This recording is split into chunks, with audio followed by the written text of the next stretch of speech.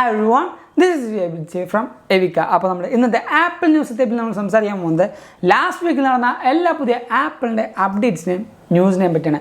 ഈ ഒരു video start ചെയ്യുന്നതിന് തൊട്ട് മുമ്പായിട്ട് ഞാൻ നിങ്ങളെല്ലാവരും നമ്മുടെ സ്വന്തം ആപ്പിൾ ടെലിഗ്രാം കമ്മ്യൂണിറ്റിയിലേക്ക് ഇൻവൈറ്റ് ചെയ്യുകയാണ്. അവിടെ ജോയിൻ ചെയ്യുകയാണെങ്കിൽ ആപ്പിളിൽ വരുന്ന ഓരോ പുതിയ leaks, rumours, updates, news and wallpapers നിങ്ങൾക്ക് അറിയാൻ പറ്റും. അപ്പോൾ അവിടെ ജോയിൻ ചെയ്യാൻ ലിങ്ക് ഞാൻ നമ്മുടെ ഡിസ്ക്രിപ്ഷൻ ബോക്സിൽ കൊടുത്തേക്കാം, അല്ലെങ്കിൽ ഈ കാണുന്ന QR കോഡ് ജസ്റ്റ് ഒന്ന് സ്കാൻ ചെയ്താൽ മതി. ഇപ്പോൾ തന്നെ നിങ്ങൾക്ക് ഒരു ആപ്പിൾ ടെലിഗ്രാം മെമ്പറായിട്ട് മാറാൻ പറ്റും. അതോടൊപ്പം നമ്മുടെ ചാനൽ ഇപ്പോഴും കുറേ കൂട്ടുകാർ സബ്സ്ക്രൈബ് ചെയ്യാൻ കാണുന്നത്, ദയവായി സബ്സ്ക്രൈബ് ചെയ്യുക, നമ്മളെ സപ്പോർട്ട് ചെയ്യുക. എന്നാലാണ് നമുക്ക് ഇനിയും ഇതിനും അടിപൊളിയായിട്ടുള്ള വീഡിയോസായിട്ട് നിങ്ങളുടെ അടുത്ത് എത്താൻ പറ്റുള്ളൂ. നമ്മുടെ ആദ്യത്തെ ന്യൂസ് എന്ന് പറയുന്നത് ഏറ്റവും ഒറിജിനൽ ഐഫോൺ എന്ന് പറയുന്നത് iPhone 4GB എന്ന് പറയുന്നതാണ്. ഈ ഒരു ഒറിജിനൽ ഐഫോൺ ഓപ്ഷനിൽ വെച്ചു, അതായത് നമുക്ക് ഈ പറയുന്ന ലേലത്തിൽ വെച്ചു ഈ ഒരു ഫോൺ വിറ്റ് പോയത് ഏകദേശം $190K. അത് കൺവേർട്ട് ചെയ്ത് വരുമ്പോൾ കുറച്ചധികം ഇന്ത്യൻ റുപ്പീസിലേക്ക് മാറുന്നുണ്ട്.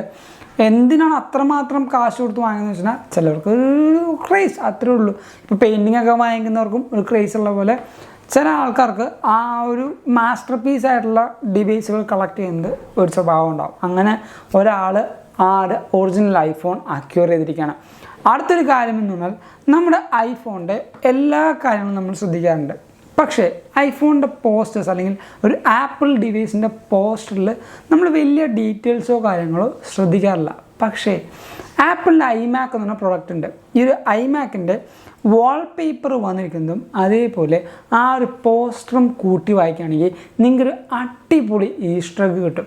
ആ ഒരു ഈസ്റ്റർ എഗ് എന്താണ് ഞാനിപ്പോൾ സ്ക്രീനിൽ കാണിച്ചു തരാം. നിങ്ങൾക്ക് കാണുമ്പോൾ തന്നെ മനസ്സിലാവും. അത്രമാത്രം ഡീറ്റെയിലും അത്രമാത്രം ഹിഡൻ ആയിട്ടുള്ള കാര്യങ്ങളും ഒളിപ്പിച്ച് വെച്ചാണ് ആപ്പിൾ ഓരോ കാര്യങ്ങളും ഓരോ യൂസേഴ്സിന് തരുന്നത്. അടുത്തൊരു കാര്യം നമ്മുടെ ഈ പറഞ്ഞ സെപ്റ്റംബർ ഇവൻറ്റിനെ കുറിച്ചാണ്. ഞാൻ കുറേയധികം സന്തോഷിച്ച ഒരു കാര്യമായിരുന്നു. ഏറ്റവും അവസാനം നമ്മുടെ ആ ഒരു സെപ്റ്റംബർ ഇവൻറ്റിൻ്റെ ആ ഒരു ഡേറ്റ് നമുക്ക് റിവീൽ ആയതായിരുന്നു.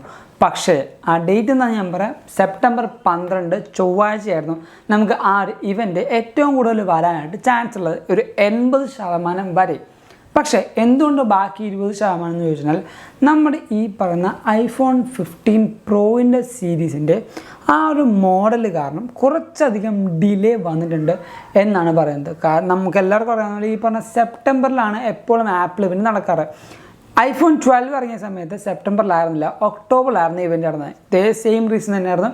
ഈ ഒരു ഡിവൈസുകളുടെ മോഡലുകൾ ഈ പറയുന്ന കമ്പനികൾക്ക് പ്രൊഡ്യൂസ് ചെയ്യാനും അതേപോലെ മാർക്കറ്റിലേക്ക് എത്തിക്കാനുള്ള ആ ഒരു ഡിലേ കാരണം ആപ്പിൾ ഇവൻറ്റ് യൂഷ്വലി കാണുന്നതിനെക്കാട്ടും ഒരു മാസം വൈകിയാണ് വന്നത്. ആ സെയിം പ്രോബ്ലം വരുമെന്നാണ് നമുക്ക് കിട്ടുന്ന അനലിറ്റിക്സിൽ നിന്ന് മനസ്സിലാവുന്നത്.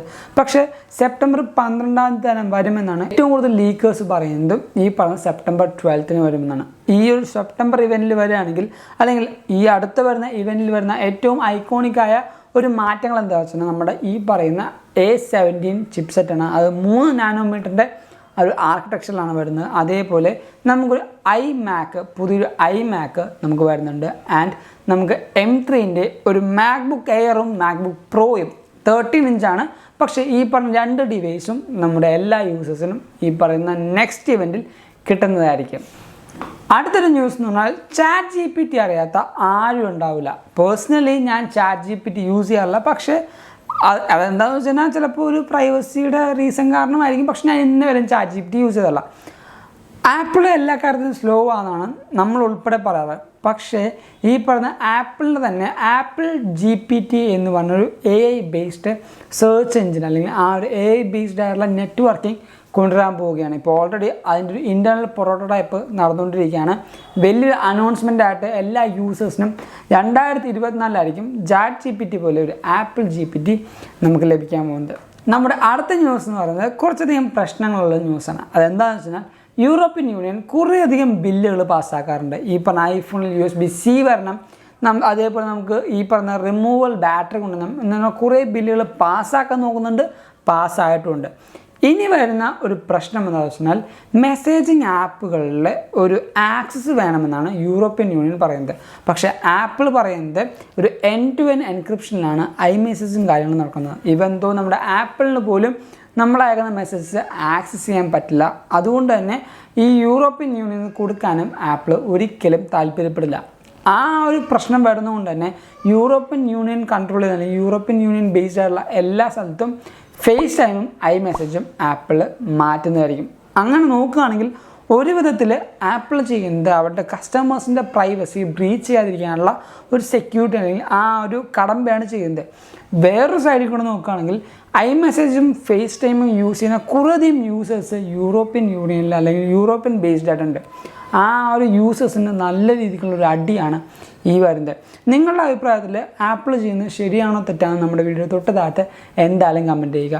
അപ്പോൾ ഇങ്ങനൊരു പ്രശ്നവും നമ്മുടെ ഈ ഒരു സിനാരിയോയിൽ നടക്കുന്നുണ്ട്. എനിക്ക് തോന്നുന്നത് ആപ്പിൾ ചെയ്യുന്നത് കറക്റ്റാണെന്നാണ്. കാരണം ഒരു യൂസറിൻ്റെ ഒരു പ്രൈവസി ഉള്ള കാര്യമാണ് മെസ്സേജിങ്ങും ബാക്കി കാര്യങ്ങളും. അതൊരിക്കലും വേറൊരു കമ്പനി അല്ലെങ്കിൽ വേറൊരു കൺട്രിയോ ആക്സസ് ചെയ്യാൻ പാടില്ല. അത് എപ്പോഴും ബ്രീച്ചിങ് ആണ്.